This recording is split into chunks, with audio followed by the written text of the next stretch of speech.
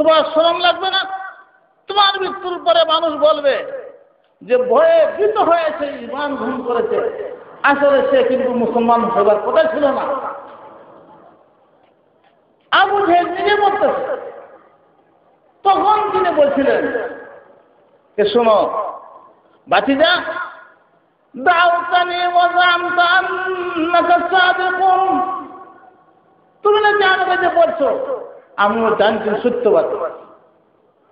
فلولا الملامة أو حذار مصبة لوجدتني سمحا بذاك مبينا। ভাতিজা, মানুষ যে মৃত্যুর পরে আমাকে লজ্জা দিবে, ধিক্কার দিবে, এই যদি ভয় না হতো তাহলে তোমার যে দাওয়াতটা আমি এখন গ্রহণ করে নিতাম, কিন্তু এই মানুষের লজ্জার কারণে আমি গ্রহণ করতে পারলাম না।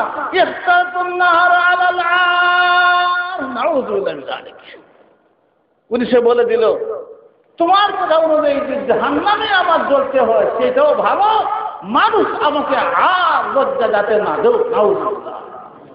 এই কথা বলার পর ইন্তেকাল হয়ে গেল। রাসূল পাক সাল্লাল্লাহু আলাইহি ওয়াসাল্লাম পরেশান হয়ে গেলেন। হায় আমার চাচা, দুনিয়ার কত মানুষ, কত লোক আমার হাতে মুসলমান হয়ে সাহাবী হয়েছেন, আর আমার আপন চাচা দীর্ঘ 13 বছর আমার খেদমত করছেন, আমাকে ছায়া দিয়েছেন। আর মৃত্যুকালীন সময় আমি প্রথমত উনাকে আমি বুঝালাম যে শেষ মুহূর্তে আপনি একবার বলে দেন, চাচা যান আমি আপনার জন্য আল্লাহর কাছে আমি আলোচনা করব, জাহান্নাম থেকে আপনার মুক্তির জন্য আল্লাহর কাছে অনুরোধ করব। কিন্তু আসল ব্যাপার যদি কপালে না থাকে তখন শুধু খালি শুধু হইলেই হয় না।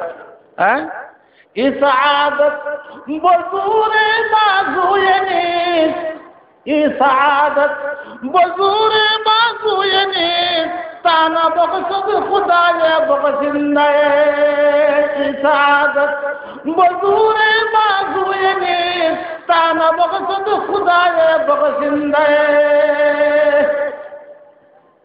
ঈমানের মতো নিয়ামত যদি আল্লাহ রাব্বুল আমিন কাউকে সুযোগ না দেয়, শুধু জ্ঞানে সব কিছু দেখে শোনার পরেও নসিব হয় না। একমাত্র আল্লাহর দান। কার দান? এই যে আল্লাহকে বলছেন, হে ঈমানদার, তোমাদের আলামত হলো এই, তোমরা বলো আলহামদুলিল্লাহিল্লাযী হাদানা লিহাযা ওয়া মা কুন্না লিনাহতাদিয়া লাউলা আন হাদানাল্লাহ।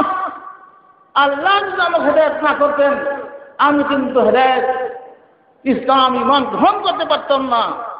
আমরা আজকে এই বাংলাদেশের জন্মগত মুসলমান, কোটি কোটি মুসলমান, এগুলো আল্লাহ পাক একমাত্র আল্লাহ খাস রহমতে আমাদের সুযোগ দান করেছেন। আল্লাহ খাস রহমতে আমরা মুসলমান। আমাদের পিছনে কেউ চেষ্টা করে নাই। আমার বাবা মুসলমান, আমার মা মুসলমান, জন্ম নিয়েছি ইসলামের ঘরে। আমি ছোটবেলায় আমার জন্মের পরেই আমার এক কানে আযান হয়েছে, আরেক কানে ইকামত হয়েছে। ছোটবেলায় যখন আমার বাক শক্তি আসলো তখনই আমাকে মক্তবের হুজুর শুনাইছেন যে বলো লা ইলাহা ইল্লাল্লাহু মুহাম্মাদুর রাসূলুল্লাহ সাল্লাল্লাহু আলাইহি ওয়াসাল্লাম।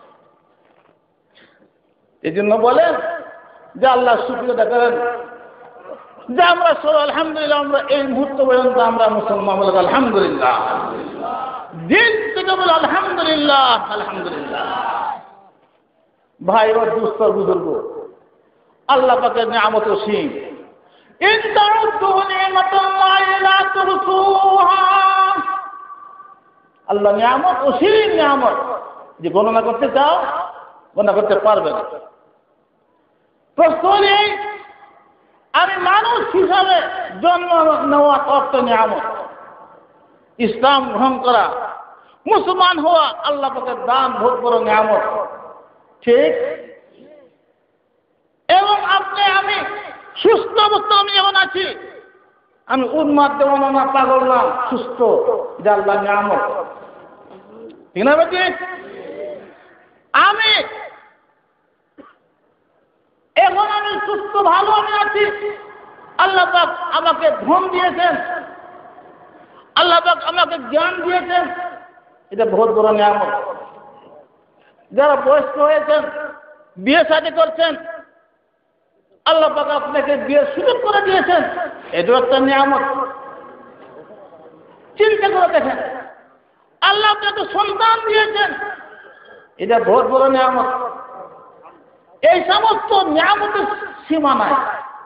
ওমা বিকুম মিন নি'মাতিন ফামিনাল্লাহ, তোমার সাথে সংশ্লিষ্ট যত কিছু আছে সমস্ত নিয়ামত কার দান? আল্লাহ। কার দান? আল্লাহ। আমার সঙ্গে আপনার সাথে সংশ্লিষ্ট নিয়ামত অসীম। আসমান, জমিন, চন্দ্র, সূর্য, আকাশ, বাতাস, পানি, আগুন, যা কিছু আছে ওই সমস্ত নিয়ামত আমার শরীরে যা আছে তাও নিয়ামত। আল্লাহ আমিন আমাকে মুক্ত দিয়েছেন চক্ষু, মুক্ত দিয়েছেন কথা বলার বাক শক্তি, ঠিক না বেশি? হে মানুষ, তোমাকে আমি দেখো, আলাম নাজআল লাহু আইনাইন, আলাম নাজআল লাহু আইনাইন ওয়া লিসানাহু ওয়া শাফাতাইন, আমি তো মানুষকে দেই নাই, চক্ষু দেই নাই, আমি তো মনে বাক শক্তির জন্য জিম্মা দেই নাই। আল্লাহ সমস্ত নিয়ামত কেন বলেন? যে মানুষ এই কথা স্বীকার করত, লা ইলাহা ইল্লাল্লাহু মুহাম্মাদুর রাসূলুল্লাহ, অসীম নিয়ামতের দাতা যে আল্লাহ, উনিকে স্বীকার করে। তার বাধ্য হও, আল্লাহর বাধ্য হও, আল্লাহ বিশ্বাসী হও, আল্লাহর হুকুম মতো নিজের জীবনকে পরিচালনাকারী হও। এই সমস্ত নিয়ামত, আমি নিয়ামতের বিস্তারিত বয়ান আমি দেখছি না। আমি আপনাদের সামনে সূরা আর রহমানের প্রথম মাত্র 3 আয়াত তেলাওয়াত করেছি। আল্লাহ রাব্বুল আলামিন বলেন, আর রহমান, আর রহমান পরম দয়ালু আল্লাহ। সূরা আর রহমানের নাম হল সূরা আর রহমান, কারণ প্রথম শব্দই আর রহমান। আল্লাহ রাব্বুল আলামিন এখানে আর রহমান দিয়ে শুরু করেছে। কি জন্য? মানুষকে ও সমূহ নিয়ামতের মধ্যে সবচেয়ে বড় কোন নিয়ামত তাকে চিহ্নিত করার জন্য পরম দয়ালু শব্দটা আগে আনছে। আর রহমান পরম দয়ালু আল্লাহ, আল্লাহ পরম দয়ালু, বহুত বড় মেহেরবান। আল্লাহ নিয়ামতের সীমা নাই। 1 নম্বর নিয়ামত কোনটি? কোন আসল প্রশ্ন। নিয়ামত তো অনেক। আমার জন্ম নিয়ামত, অঙ্গ প্রত্যঙ্গ নিয়ামত, আকল বুদ্ধি নিয়ামত, স্বাস্থ্য আমার নিয়ামত, সব নিয়ামত। কিন্তু কোন নিয়ামত 1 নম্বরে? আল্লাহ রাব্বুল আলামিন মানুষকে তাও বলে দেন, কোন রহমান আল্লামাল কুরআন খালাকাল ইনসান আল্লামাহুল বায়ান। 3টে নিয়ামত আল্লাহ পাক এখানে উল্লেখ করলেন। 3টে নিয়ামতের মধ্যে 3 নম্বরের নিয়ামত হইল বাক শক্তি প্রদান। মানুষকে আল্লাহ পাক কথা বলার সুযোগ দান করছে। দেখেন, মানুষ ছাড়া অসংখ্য আল্লাহ পাকের সৃষ্টি আছে, তারা যার যার ভাষায় কথা বলে। পাখি তার ভাষায় তারাও কথা বলে, আল্লাহর জিকির করে। পাখি কীট পতঙ্গ সেও তার ভাষায় আল্লাহর জিকির করে, সে কথা বলে। পিপিলিকা কথা বলে। সূরা নূরের মধ্যে আছে, ওয়াকালাতিন নামলা উদখুলু মাসাকিনাকুম। পিপিলিকার রানী সে ঘোষণা দিল, হে আমার সৈন্যদল, হে পিপিলিকার দল, যার বিপক্ষে ঢুকে পড়ো।